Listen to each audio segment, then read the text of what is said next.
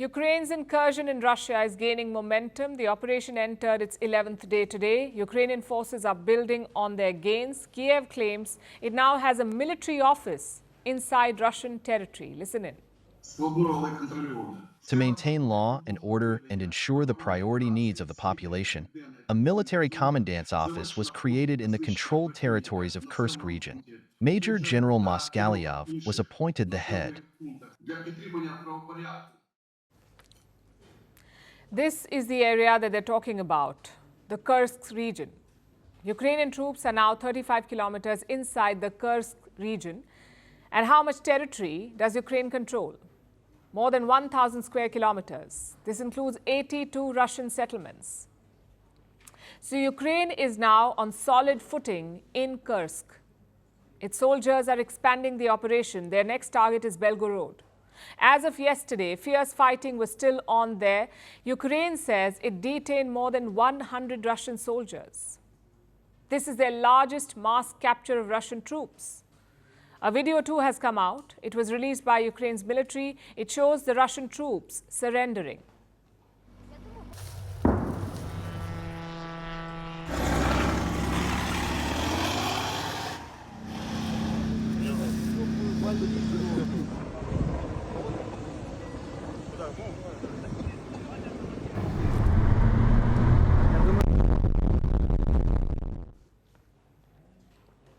Russia is countering Ukraine's claims with videos of their own, like this one.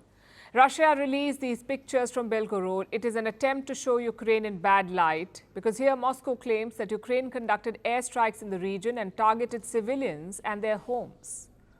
Russia has since imposed a state of emergency in Belgorod. The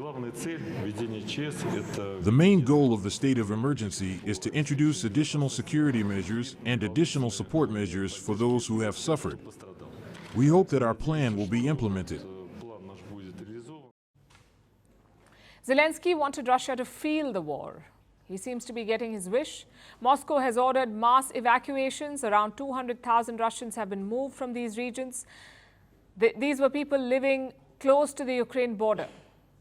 2 lakh of them have been moved. Russia says it has managed to regain some of its lost territory, but this operation is not over yet. In fact, the fighting could intensify in the coming days. Moscow wants a swift end to Ukraine's campaign, so more Russian troops are being deployed here to flush out the Ukrainian army. We are talking, first of all, about increasing the efficiency of the troop command and control system in interaction with other law enforcement agencies and the administration of the Belgorod region, about identifying responsible officials, as well as allocating additional forces and means that will be sent to carry out the main tasks.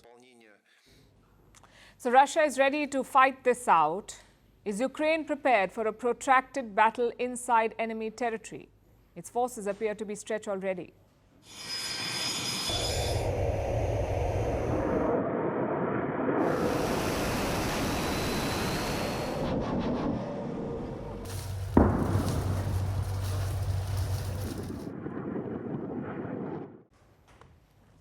Moscow says it is making gains inside Ukraine. They've captured a key transport hub in eastern Ukraine. Meanwhile, Kyiv's attacks have put its Western partners in a fix, like the United States, which appears to have been taken by surprise. U.S. Defense Secretary Lloyd Austin has made calls to Kyiv to ask what's their end game with this operation. You know, the secretary had a call with Minister Umerov yesterday. Throughout the department, we are engaging with the Ukrainians, trying to get a better understanding of their objectives. So I don't have more for you right now. If Ukraine wants to continue fighting inside Russia, it will need more support from the West, and that is going to be tricky. Russia is preparing for the long haul. It is stepping up production of weapons. Reports say Russian arms producers are delaying deliveries to foreign clients. They are prioritizing supplies to Russian forces. Russia's ally China is also making moves. Interestingly, it has reached out to the Vatican. or it is talking to the Vatican. The Vatican reached out. Diplomats from both sides have spoken about the war in Ukraine and China's proposed peace plan.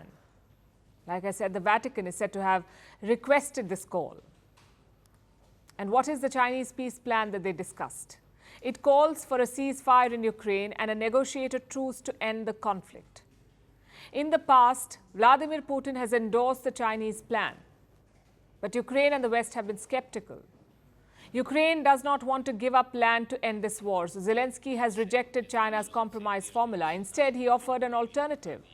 At the Peace Summit in Switzerland, the one that was held in June, it proved to be a non-starter though, because no one from Russia attended. They were not invited. So China too gave it a miss. And while India did send a delegation, it refused to endorse Ukraine's plan.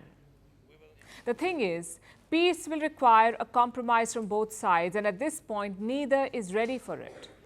So they offer plans and counter plans and continue fighting. Now, Zelensky has taken the war inside Russia. Perhaps the idea is to build leverage to push his peace plan. And his forces have made some gains, but unless they can hold on to them, it won't amount to much.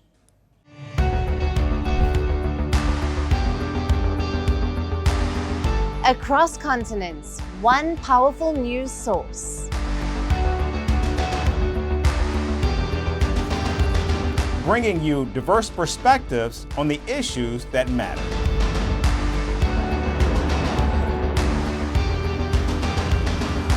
We go beyond the boundaries to give you that little extra about every sporting moment.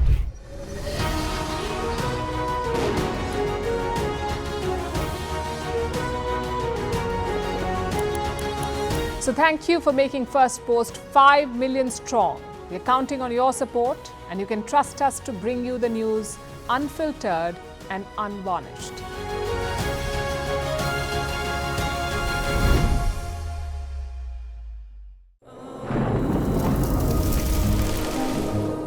Climate change is on our doorstep. It's time for a revolution to take root. And it starts with 1.4 billion Indians. It starts with one tree for humanity, one tree for Mother Earth, one tree for a future. Project One Tree, a News 18 network initiative.